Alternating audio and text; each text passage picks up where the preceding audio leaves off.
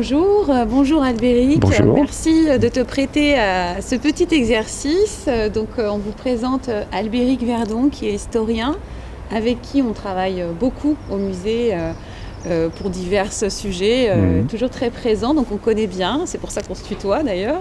L'idée en fait au départ, Albéric, c'était de travailler avec toi sur une visite des rues Jaurès et Aguillon en présence du public. Les circonstances font qu'on le fait différemment. Il y a deux livres qui ont été très intéressants pour l'exposition.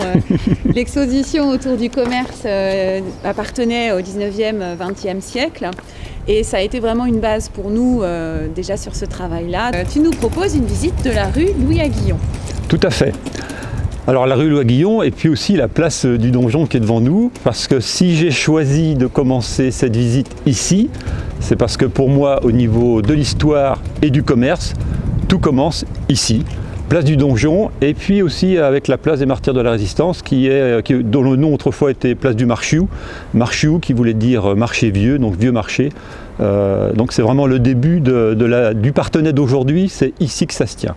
Alors il faut savoir que si on remonte plus loin, c'est pas un lieu anodin. On a ici, notamment au niveau de la place des Martyrs de la Résistance, tout un ensemble de vieux chemins qui se croisaient, dont certains venaient de Parthenay-le-Vieux. Et tous ces vieux chemins qui peuvent dater de très longtemps servaient donc à des marchands. Et si on prend par exemple les deux voies romaines qui passaient dans Gâtine, donc l'une au nord entre Gourget et Maisontier et l'autre au sud au niveau de Mazières jusqu'à Lapsy, eh bien il existait plein de chemins de crête, donc des chemins très anciens, qui se croisent où? Eh bien à Parthenay-le-Vieux et ici, place des Martyrs de la Résistance. Donc on a déjà, la Gâtine est occupée depuis très longtemps, mais uniquement plutôt par des marchands de sel, des marchands de... Alors, il peut y avoir des transports de poissons séchés, par exemple de viande séchée. On sait par exemple que dans le nord de la Gâtine, entre La Pérate et Châtillon-sur-Thouet, il y avait des mines d'extraction de minerais dès la fin du Haut Moyen-Âge par exemple. Donc il y a tout un ensemble d'activités dans la Gâtine qui permettent d'approvisionner en quelque sorte les marchands qui traversaient le pays. Alors, j'ai évoqué dans un article récent destiné au musée de Parthenay pour la prochaine exposition sur les origines de Parthenay et de la baronnie de Parthenay, où j'évoque pourquoi Parthenay-le-Vieux. Là, c'est pas le cas, on parle vraiment du commerce.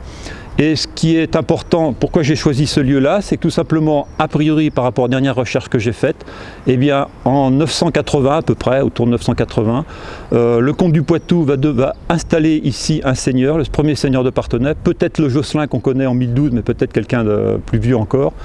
Et ce seigneur va avoir des droits importants, il va avoir des droits de justice, et il va installer ici une motte castrale avec un donjon.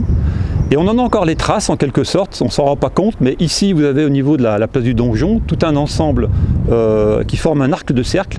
Et derrière moi, derrière ce vestige du pilier de la porte du Marchiou, bon lui qui a été reconstruit au 19e, quand on prend de la hauteur et qu'on regarde le cadastre, on s'aperçoit que les maisons qui sont derrière forment encore un arc de cercle. Et si on continue à faire cet arc de cercle complètement, on se retrouve ici à pouvoir localiser le premier donjon, donc le premier château de Parthenay qui était ici, associé avec le premier marché qui se trouvait donc sur la place des Martyrs de la Résistance. Donc c'est le début donc, du Parthenay d'aujourd'hui en quelque sorte, puisque après au XIe siècle, le château va aller s'installer dans la citadelle et le marché va également s'installer dans la ville. Alors qu'est-ce qu'on trouvait dans ce premier marché en quelque sorte, ce début du commerce à Parthenay? Eh bien on y vendait toutes les choses essentielles à la vie, de la nourriture bien sûr. On commence à trouver du bétail, alors des moutons, parce qu'à l'époque il n'y avait pas de bovins. Tout simplement, il n'y a pas beaucoup de population en Gâtine. Et imaginez abattre un bovin pour quelques dizaines de personnes, forcément, ou quelques centaines, forcément, ça ne pouvait pas aller. Donc on a du mouton sur les pâturages qui sont défrichés à l'époque. Et ce qui est intéressant, c'est la laine de ces moutons qui va servir à alimenter les tisserands qui vont commencer à se développer à Parthenay. Autre idée aussi importante à souligner, c'est que le marché se tenait le même jour que les assises judiciaires du seigneur de Parthenay. Il avait le droit donc de rendre la justice, et le fait qu'à la fois il rendait la justice et à la fois qu'il y ait un commerce, tout ça a favorisé le développement de ce commerce, enfin de l'action commerciale on va dire, sur Parthenay. Donc Albéric, tu évoques le marché à l'intérieur de la ville. Oui. Moi, j'ai toujours, beaucoup entendu le marché à l'extérieur de la ville. À quel moment il y a eu ce changement ? Ah oui, effectivement. Donc j'évoquais le marché primitif qui est rentré dans la ville, et en fait en 1760, avec le développement de l'élevage bovin, là, cette fois, en Gâtine, on a asséché des étangs, on a beaucoup de prairies qui ont été créées et tout ça, donc on a pu développer le marché bovin, et ça va continuer notamment au 19e siècle, et de ce fait, on ne peut plus tenir place du Vauvert où se trouvaient les bovins, on ne peut plus les tenir ici, et donc le marché va ressortir en fait de la ville et va retrouver au départ son emplacement primitif pour se développer après sur la place du 11 novembre. Et c'est tout ce marché, cette dynamique de l'élevage qui va, et puis le fait que ça rassemble énormément de populations, notamment le mercredi, jour de marché, qu'on va lancer et développer une dynamique commerciale sur Parthenay, et ce qui explique beaucoup de magasins et de commerces que l'on trouve ici, que je vais commencer à évoquer, en commençant par celui qui est derrière moi et qui se trouvait au niveau donc, du premier donjon. Donc je disais tout de suite que je voulais évoquer ce bâtiment, tout simplement parce qu'il se trouve à l'emplacement, quasiment devant, ou derrière plutôt, le premier donjon. Alors il faut savoir que la porte du Marchou qui se trouvait ici a été démolie en 1821, et juste après, on va commencer à vendre les parcelles qui étaient de part et d'autre, et des constructions vont commencer à s'édifier dessus. Ce bâtiment est construit à peu près dans les années 1835-1840. On ne sait pas trop ce qu'il y a exactement à ce moment-là. Toujours est-il qu'en 1863, on a un monsieur Alnay qui déclare son enseigne, qui va être ici le café-restaurant du Donjon. Et cette enseigne va perdurer jusqu'à ce qu'il soit transformé en salon de coiffure en 1884. Alors ce qui est intéressant à noter ici, par exemple, je prends quelques publicités de temps en temps pour étayer ou égayer mes propos. Là par exemple en 1934, le café-restaurant du Donjon est tenu par M. Raymond Guérin, et qui fait ses publicités sur ses apéritifs de marque et son billard russe. Donc voilà un exemple. Beaucoup aussi de cafés étaient tenus surtout par les femmes.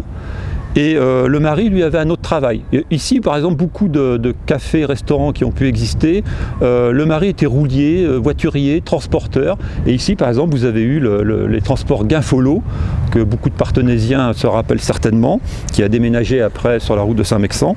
Et donc, en 1958, la publicité, c'est café-restaurant du Donjon, F. Guinfolo, tout transport à domicile correspondant SNCF. Voilà ce que je voulais dire en quelque sorte sur ce bâtiment, donc qui témoigne au départ, notamment à partir à l'époque du 19e siècle jusqu'au départ du marché ici en 1970, parce qu'en 1970 le marché aux bestiaux, qui était devenu très important, est parti sur Bellevue, et donc toute cette période-là, on a eu énormément de cafés-restaurants dans le secteur, et celui-ci témoigne de cette période-là, et de l'évolution après, c'est qu'après 70, il n'y a plus de nécessité d'avoir autant de cafés-restaurants, beaucoup vont fermer, beaucoup vont se transformer, et là c'est le cas par exemple ici en salon de coiffure. Alors on va passer maintenant à un autre bâtiment qui se trouve de l'autre côté de la rue, qui est une ancienne quincaillerie bien connue, qui est celle de M. Billot notamment, et puis avant Pichot du Port. Ici, ça a forcément changé, parce que tu parles d'un pilier et il n'y a pas d'autre pilier, donc pour une porte... Oui, alors évidemment, il y avait un deuxième pilier à cet endroit-là qui touchait une maison, et donc la transformation a été opérée en 1820 avec l'installation d'une quincaillerie. Mais est-ce que je voudrais revenir un peu en arrière, comme de l'autre côté, le terrain a été vendu en 1836, tout de suite ça a été construit, donc là c'est M. Guillemin qui va construire le bâtiment. Il va être acheté par Georges Aubrin, qui était un notaire de Parthenay, qui est assez connu, et lui va louer cette maison à M. Ruyer. Et en 1920, pas je me trompe entre les 1800 et 1900, en 1920, monsieur Pichot du Port, donc il y avait une quincaillerie un petit peu plus loin dans la rue Louis-Guillon, va racheter le bâtiment, demander l'autorisation de démolir donc le pilier qui se trouvait ici, et donc il va construire cette façade à pan coupé, enfin ce pan coupé sur la maison. Alors ce qui est intéressant, c'est qu'on est quand même sur les emplacements d'anciennes fortifications, qu'on va installer une quincaillerie, Pichot du Port donc, et on y vendait toutes sortes de choses, hein. et ça va être racheté par la maison Bio Frères de la chapelle Saint-Laurent, qui eux venaient tous les mercredis au marché et ils avaient un dépôt de marchandises dans la petite maison de l'autre côté là-bas. Et cette quincaillerie va être une des plus importantes de Parthenay, jusque dans les années, je veux prendre la date, jusqu'en 1996. Ensuite, on va trouver une première agence immobilière, et puis depuis, donc un certain nombre d'agences immobilières s'y sont succédées. Alors on va partir maintenant plus sur la place du Donjon pour évoquer d'autres bâtiments, en commençant notamment par le bâtiment qui se trouve ici. Alors ici, ce bâtiment, il est intéressant puisqu'on a une histoire assez... on peut remonter assez loin dans le temps, et il faut savoir que de 1783 à 1789, excusez-moi, on va y trouver Dominique Supervielle, qui est à la fois l'entreposeur du tabac, c'est-à-dire que tous les buralistes de la Gâtine venaient s'approvisionner en tabac ici, et puis il était également directeur de la Poste, et donc c'était ici que le courrier était également récupéré. Alors à la Poste à l'époque, c'était quelques courriers de temps en temps, il ne faut pas non plus exagérer. Ensuite, à la Révolution, il va devenir il va y avoir une auberge qui va s'y installer, excusez-moi, l'auberge des Trois Pigeons, qui va être là de 1803 à 1857, et puis un certain nombre d'aubergistes vont rester là, toujours avec ce nom d'auberge des Trois Pigeons. Ensuite, on va changer de nom de temps en temps. On va trouver par exemple Henri Bichot, qui lui va créer l'hôtel du centre en 1951-1958. On a quelques cartes postales, le musée notamment en garde, des photos anciennes ou des cartes postales qui montrent cet hôtel-restaurant donc du centre. On va y avoir différents tenanciers qui sont connus par les Fardeau, Taudière, Billon. Il va y avoir le skipper qui va être créé donc ici en 1989 jusqu'en 2019. Et malheureusement, le bodega qui a été créé il n'y a pas longtemps, mais qui avec le Covid est fermé depuis pratiquement 1 an, ce qui est bien dommage. Donc on va continuer la visite des commerces de la place du Donjon en continuant avec le Café du Castille, où se trouve aujourd'hui la Banque Populaire.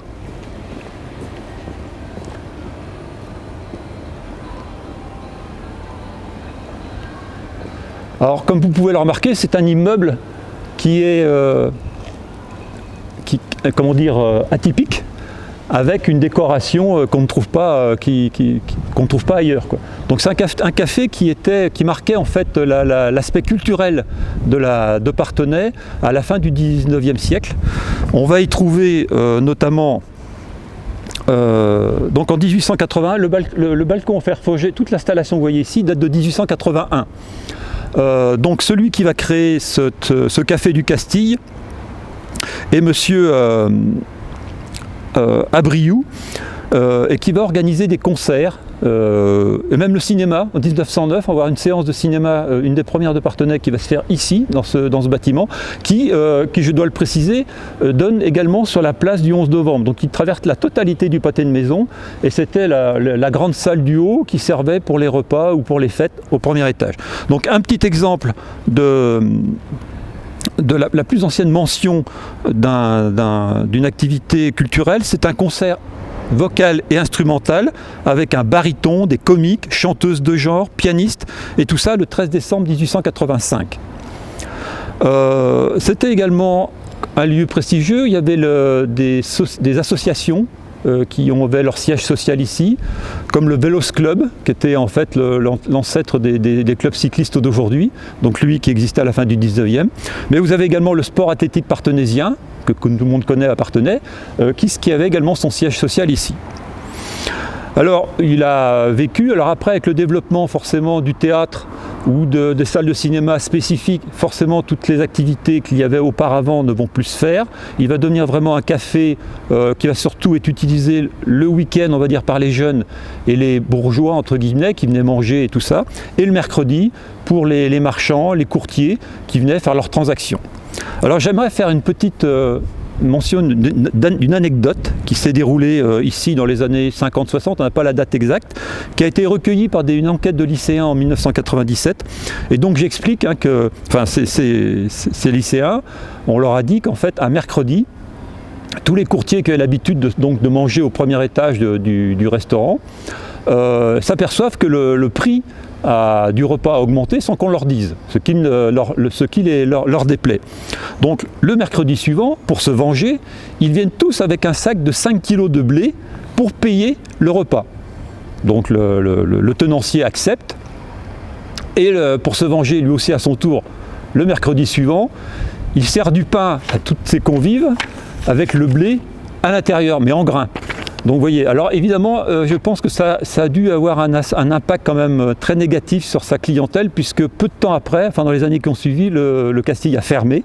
Il s'est déplacé, en fait, il est à l'autre bout maintenant du pâté de maison sur la rue du 114e. Et le bâtiment a été racheté par Castello Bellané, qui l'a transformé en jardinerie et comme commerce d'alimentation du bétail, jusqu'en 2002, où là, la Banque Populaire va s'installer dans les locaux. Alors on peut évoquer le bar qui se trouve juste à côté, le National. Donc on avait un bar, enfin un café-restaurant, le Castille, et juste à côté le bar National, qui est une des très vieilles enseignes de Parthenay. On peut se rapprocher un peu. Donc lui, il porte cette enseigne-là depuis 1891 au moins, mais on ne connaît pas toujours les anciennes appellations. Ce qui était intéressant, c'est que par exemple, comme anecdote, aux élections de 1898, il servait en fait pour les partisans du marquis de Beausabré, qui a été élu député, et son concurrent, M. Lebon, c'est les personnes qui le soutenaient. C'était une période assez violente au niveau des élections. Aujourd'hui, ils sont plutôt tendres par rapport à ces périodes-là. Quand vous regardez les journaux, on s'aperçoit qu'ils étaient quand même assez vindicatifs les uns envers les autres. Et là, les partisans de M. Lebon vont caillasser la vitrine, vont tout casser en fait. C'était une anecdote. Donc ce café, vous voyez, il perdure toujours depuis plus d'un siècle. Il y en a un autre qui est encore bien plus vieux, qui a gardé son enseigne tout au moins. Alors si on regarde de l'autre côté, maintenant, là, la partie arquée que j'ai évoquée tout à l'heure, ce qu'il faut souligner, c'est que toute cette partie arquée, donc qui est ici, était autrefois occupée par une auberge qui s'appelle l'auberge du Dauphin, et qui va être donc est connue depuis 1660 et qui va être démembrée en quelque sorte en 1794 à la suite d'une faillite. Donc c'est à ce moment-là que cet ensemble de bâtiments, on sait dedans qu'il y avait la chambre rouge, la chambre verte, la chambre jaune, c'est assez rigolo de voir ça, eh bien on va découper donc en parcelles et ça va donner tous les commerces que vous avez ici. Sur ce bâtiment que vous avez actuellement au niveau JMJ Immobilier et le Sultan, on va trouver une maréchalerie. On a des cartes postales anciennes, on voit le maréchal qui est en train de travailler, on voit des voitures qui sont en attente pour être travaillées. Et ça va être l'emplacement d'une entreprise importante qui s'appelle Beaubrio, qui va après aller sur les zones commerciales à l'extérieur de Parthenay. Et donc voilà, c'était pour montrer que le fait qu'on ait le marché aux bestiaux ici, avec beaucoup de bétail, de chevaux et tout ça dans le secteur, eh bien on avait besoin de restaurants, de cafés, d'auberges, et puis aussi d'un maréchal, notamment, pour s'occuper des chevaux, parce qu'ils étaient quand même nombreux à venir à ce moment-là. Une chose que j'ai oubliée, c'est qu'ici, la place, elle, va aussi servir de marché, et notamment de marché aux veaux, ou de marché aux cochons, selon les périodes. Maintenant qu'on a bien compris en fait cette entrée de ville là, ici, oui. Place du Donjon, qu'est-ce que tu vas nous faire découvrir? Alors on a évoqué tout à l'heure qu'on devait aller voir la rue Louis-Guillon. Donc maintenant on va rentrer dans la ville, on va rentrer dans cette rue Louis-Guillon, la grande rue comme elle s'appelait autrefois depuis le début du Moyen-Âge jusqu'au début dans les années 1900. Et là je vais vous proposer en fait de voir certains lieux qui ont eu des histoires un peu particulières. Et c'est intéressant de les voir. Le 9 et puis le 11, c'est ce bâtiment-là qu'on peut voir ici. Alors il ne paye pas de mine, c'est le moins qu'on puisse dire, mais il a un petit peu d'intérêt. Alors il y a une anecdote déjà, je vais commencer par là. Quand on a fait le livre avec Yves Driot, je lui ai dit, il faut que tu prennes le 9. Il me dit, mais le 9, c'est pas un commerce, c'est une maison d'habitation, il n'y a jamais eu de commerce ici. Eh bien si.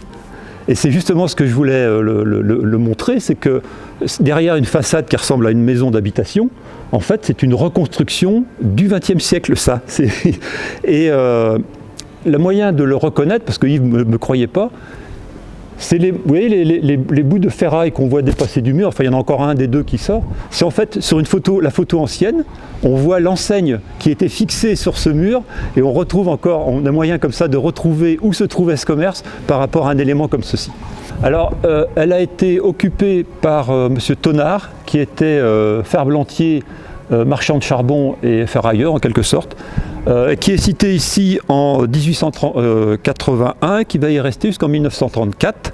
Et à ce moment-là, la partie qui se trouve de ce côté-là va être transformée en magasin d'herboristerie orthopédie moderne par Madame Guérin, qui sera repris après par Madame Jeanne Lamoureux, qui sera donc orthopédie lingerie, et qui jusqu'en 1990 à peu près, il va y avoir un petit magasin qui s'appelle Croque-Dit, très éphémère, parce que je crois qu'il ne va pas durer plus d'1 an. Et puis après, comme il n'y a plus de magasin installé là, eh bien ça va redevenir une habitation.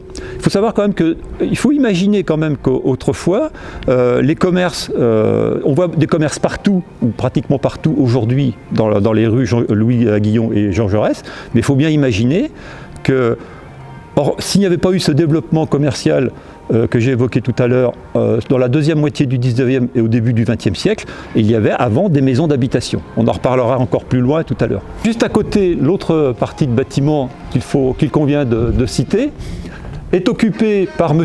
Hubot, qui est un photographe, et va être remplacé un temps par un marchand de tissus, M. Robin, et puis à nouveau par un photographe, c'est le studio Joseph, dans les années en 1953. Il va fermer en 2004, et malheureusement depuis 2004, eh bien, le lieu n'est plus habité. Alors le bâtiment suivant que je voulais présenter, c'est cette maison, qui a la particularité d'être un pignon sur rue. Vous savez, le toit n'est pas orienté comme les autres. Les pentes sont normalement vers la rue, là c'est sur les côtés. En plus avec une architecture bien particulière. Donc c'est là que se trouvera notamment la quincaillerie Pinault. Alors auparavant, en 1836, on trouve une auberge à l'emplacement, mais le bâtiment lui a été reconstruit, c'est un bâtiment du XXe siècle, enfin, ou tout au moins des années 1900. Donc la quincaillerie partenaisienne, c'était le nom de ce commerce qui appartient à Dominique Pinault, donc 1881-1913, qui en 1913, particularité, il demeure avec une demoiselle Fernande Guy, c'est-à-dire qu'ils n'étaient pas mariés. Donc ça, c'est bon, pour l'époque, c'est assez rare. Donc la quincaillerie est reprise par Monsieur Lombard, et puis par Monsieur Veillon, à partir de 1953. Cette quincaillerie qui sera appelée Pinault, Veillon, enfin qui aura plusieurs noms, va se devenir une société, le groupe Veillon, qui va quitter en fait cet emplacement en 1981 pour s'installer avenue Aristide Briand, et qui est aujourd'hui c'est ce qu'on appelle les établissements Baron. Donc qui continue toujours à exister à l'extérieur de Parthenay. Voilà. Alors ici, ce bâtiment, qui ne paye pas de mine, mais il a une histoire, je dirais, lumineuse. Tout simplement parce qu'on a eu à l'intérieur de ce bâtiment, d'abord des artisans, donc on avait des boiseliers, par exemple, des fabricants de boisseaux. Et puis surtout, à partir de 1881, on va trouver Louis Florent, qui est fabricant de cierges et de bougies. Il va fabriquer notamment des bougies stéariques. C'est un nom un peu barbare qui explique tout simplement que le suif qui servait à faire les bougies était retravaillé pour devenir blanc et sans odeur, enfin en quelque sorte. Donc c'est un élément de publicité qui était quand même important à citer. Ensuite, il va être occupé par M. Auvrignon, d'abord le père, puis après le fils. Et j'aimerais citer une idée de ce qui se vendait dans ce magasin. Je cite, « À l'occasion de la Toussaint, choix considérable de couronnes, bourrelets, bouquets et articles funéraires en tout genre, cire jaune pure pour parquet, bougies de luxe. » On va également fabriquer un encaustique qui s'appelle le Gâtinais, qui était également à base de cire d'abeille. Alors pour l'anecdote aussi, autrefois on disait que les riches et les bourgeois avaient des bougies en cire d'abeille et que les pauvres, eux, avaient des bougies en suif. C'était pas du tout la même lumière, c'était pas la même odeur non plus. Alors ce qui est intéressant, c'est que M. Auvrignon, notamment son fils, qui va garder le commerce jusqu'en 1959, mais devinez qui va s'installer ici quelques années plus tard, des établissements Bercy qui vont vendre des lampadaires et des lampes électriques. Vous voyez, on passe de la bougie, de la lumière, à la fée électrique dans les années 60. Alors, il va d'abord être installé ici, M. Bercy, puis après il passera en face en 1979. Il y aura la boutique de maroquinerie Charleston qui va s'installer ici jusqu'en 1989. Mais malheureusement, comme beaucoup de magasins appartenaient, celui-ci va aussi fermer. Donc là, on se trouve à l'entrée de la rue Jean-Jacques Rousseau, qui d'ailleurs était une ancienne rue pour les bouchers, faisait l'abattage des bovins dans cette rue, mais ça c'est une anecdote, entre guillemets, pour évoquer ce bâtiment qui est occupé par un menuisier à la fin du 19e siècle. On va trouver des boisseliers aussi également, donc fabricants de boisseaux, et puis la vannerie. Il va y avoir un important atelier de vannerie ici, de M. Galland, Hippolyte Galland, donc je cite une facture de 1926, fabrique de vannerie en tout genre et sur mesure, ancienne maison Henri, Hippolyte Galland successeur, spécialité de malles et valises, de voyage, panier à veau, volailles et à provisions, berceaux de luxe et ordinaire, tonnellerie, boisellerie, articles de cave, réparation. Donc vous donnez un ordre d'idée de ce qu'on pouvait trouver ici. Alors ça va passer à la maison Guilbeault, père et fils. Et là, la petite anecdote, c'est qu'au musée, dans les objets qui sont exposés, il y a un petit calendrier qui n'est pas plus haut que ça, avec à l'intérieur les pages, plein de petites informations, il n'est pas très épais, mais alors c'est bourré d'informations. Donc de l'autre côté, cette maison un peu particulière qui forme un angle obtus. Et puis, ce que je veux dire par là, c'est qu'on commence à rentrer dans la zone où il n'y avait pratiquement pas de commerce, il n'y avait pas de commerce d'ailleurs, à la fin du 19e, et c'est vraiment qu'à la fin du 19e qu'on va commencer à trouver quelques commerces à s'installer ici. Pour vous donner un ordre d'idée, cette maison notamment était celle de l'huissier Louis Rivière en 1836, et c'est en 1891 que Charles Rambaud va y installer sa distillerie qui va déménager après en bas complètement de la rue chez son frère qui fabriquait des biscuits que je vais évoquer tout à l'heure. Ensuite, ce qui est intéressant, c'est qu'on va y installer une fabrique de meubles, les meubles de meubles Morisset puis Théophile Baudin. Chez Théophile Baudin, il va y avoir quelqu'un, un apprenti, quelqu'un qui va faire son apprentissage dans cette boutique, qui s'appelle M. d'Argenton, qui a notamment fabriqué les chaises du conseil municipal de Parthenay aux armes des armes de Parthenay. Donc c'est quand même un personnage important pour l'histoire de Parthenay. Il a fait son apprentissage ici, dans cette fabrique de meubles. Alors cette fabrique de meubles va être reprise par M. Paul Brossard. Paul Brossard, c'est, beaucoup de Parthenaisiens connaissent, c'est lui qui ensuite va créer le magasin de meubles qui se trouve à côté de la place commerciale, on va dire, de Châtillon, les meubles Brossard. Et donc c'est ici, son premier magasin se trouvait ici. Alors là encore, un exemple d'évolution au niveau de l'habitat. Donc on est dans un secteur, je disais, sans commerce à la fin du 19e, et là encore plus, puisque nous étions à l'emplacement d'une auberge, qui s'appelait l'auberge du Cerf. Les bâtiments vont être achetés en 1731, et là on va y créer ce qu'on appelle une caserne. Ça a hébergé à peu près une vingtaine de militaires à cheval, de cavaliers, donc à partir de 1731. Donc cette caserne du Cerf va servir très peu, mais jusqu'à la Révolution. Ensuite, ça va devenir une maison d'habitation. Et ce n'est que dans les années 1926 qu'on va trouver l'installation d'une cordonnerie, donc au numéro 21, qui va, M. Launay notamment, en 1934. Donc tout ce qui est lié à la chaussure. Ça va durer jusqu'à peu près dans les années 1963, qui est encore occupée. Et aujourd'hui, donc, on a une boutique de chaussures d'ailleurs. Donc je suis ici devant la devanture d'une ancienne librairie, la librairie Bourdeau. Alors c'était une maison d'habitation jusqu'en 1897, où là, Aristide Bourdeau va s'installer comme libraire. Alors, je vais évoquer un peu sa vie parce qu'elle est intéressante. Il fait son apprentissage de libraire et de relieur chez Rivière, à Parthenay. Il fait son apprentissage chez Clouzot à Niort, qui est un célèbre imprimeur des Deux-Sèvres. Et puis donc, il va s'installer ici, en 1897.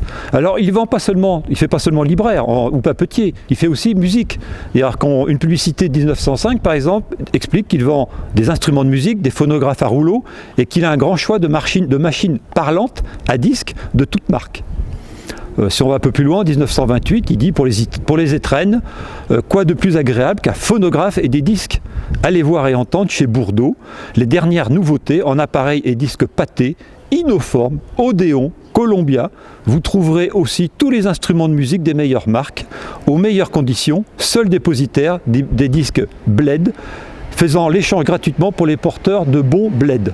Alors après son décès, ça va être donc Guy Renaudot qui va s'y installer en 1967, Dini Nicolas en 1991 jusqu'en 1993. Il va y avoir une boutique de fleurs et puis donc après Gaudin qui va s'installer ici comme photographe.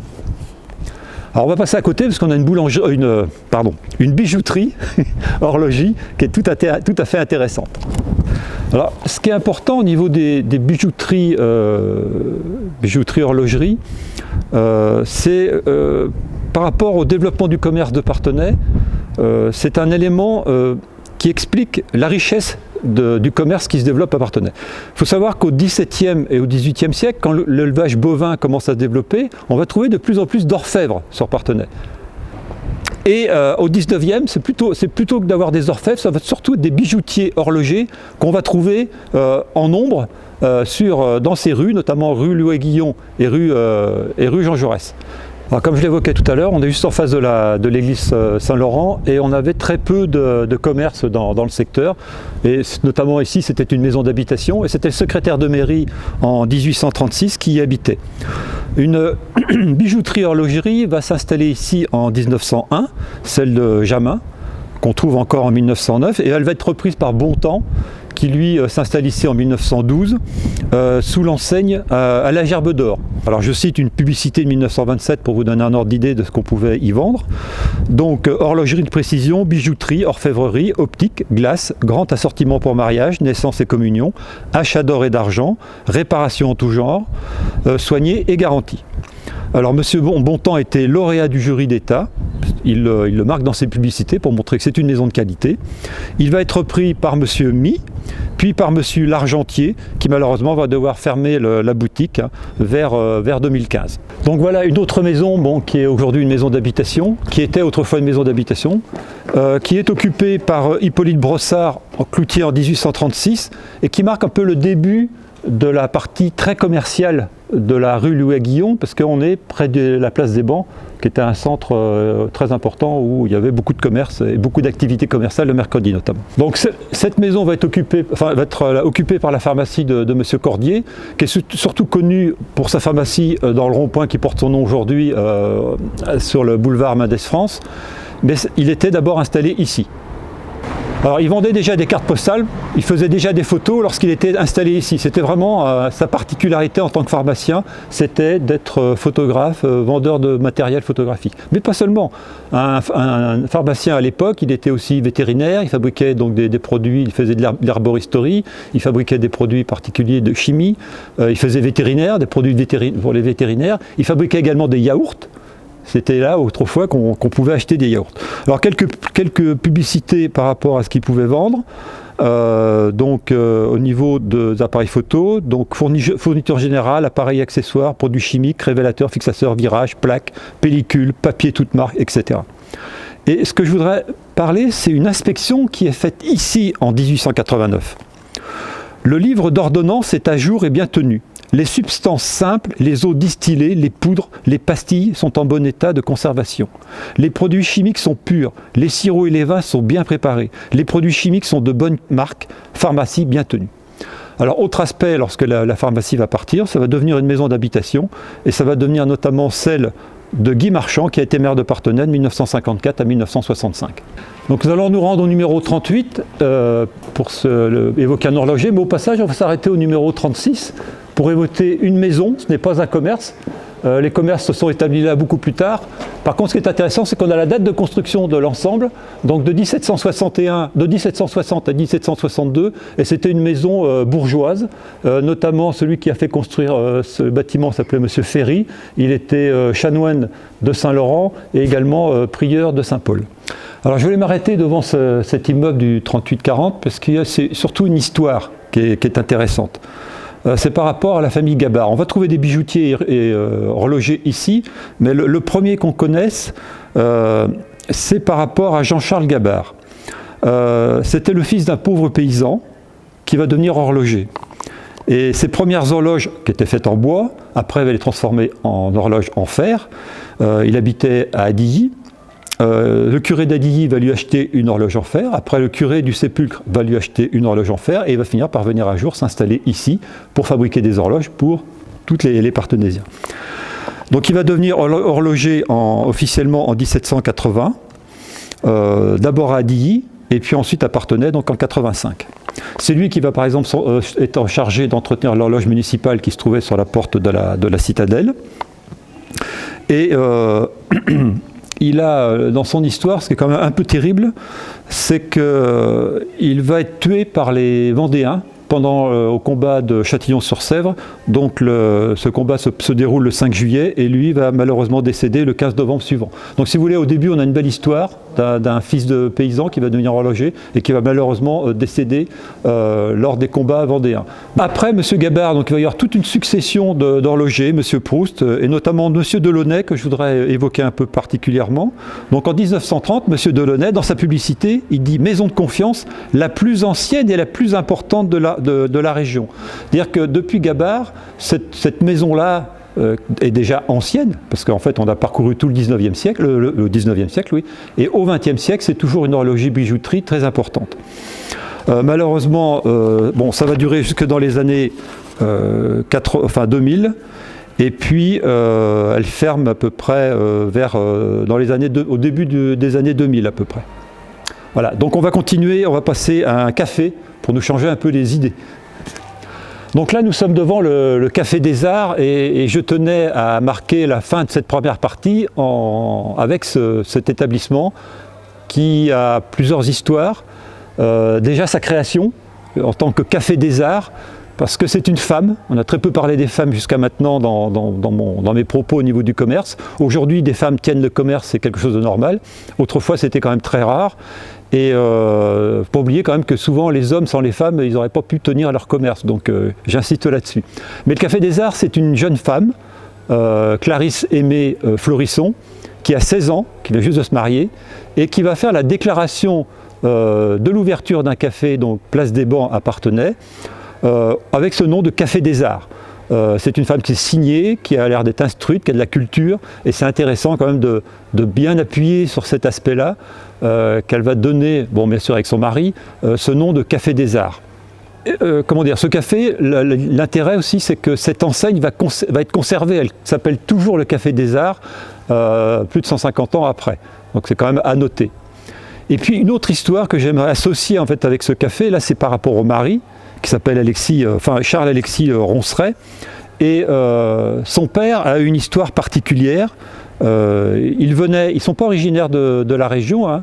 Ils viennent du Loiret. Lui est arrivé en quelque sorte à cause... La Révolution a fait beaucoup de bouleversements, et lui va arriver juste au moment de fin de la Révolution, début de l'Empire, donc en 1800. Je vais citer en fait quelque chose qui lui est arrivé. Voiturier et cabaretier, ayant femme et enfants, après avoir l'un des premiers fait feu sur le peloton de brigands, a également été blessé de 3 balles qui lui ont traversé le bas-ventre, et a eu aussi le courage d'emporter son arme en se traînant à une certaine distance dans des broussailles, où il a été relevé et conduit dans son lit, où il doit pouvoir rendre le dernier soupir, étant blessé à mort. Donc en fait, il a été victime d'une agression en transportant la caisse municipale de Parthenay sur Saint-Mexan. Il a été attaqué par des brigands donc dans les années 1830 et il est gravement blessé. Là, a priori, si on lit ce témoignage, il va mourir. En fait, non. En 1836, il est toujours vivant avec sa femme. Il a 66 ans. Il a réussi à se sortir de cette attaque. Et il est, lui, cabaretier à Saint-Paul. Et donc son fils est cabaretier ici. Donc voilà, on va s'arrêter sur la place des Bancs. Oui. Donc la prochaine fois, tu nous fais une visite toujours rue Louis Aguillon, oui. Mais de la place des Bancs jusqu'à la place Picard, qui était l'ancienne place de la mairie. Tout à fait. Bon, le rendez-vous est pris, donc à la prochaine. Merci, à la prochaine. Albéric. Au revoir.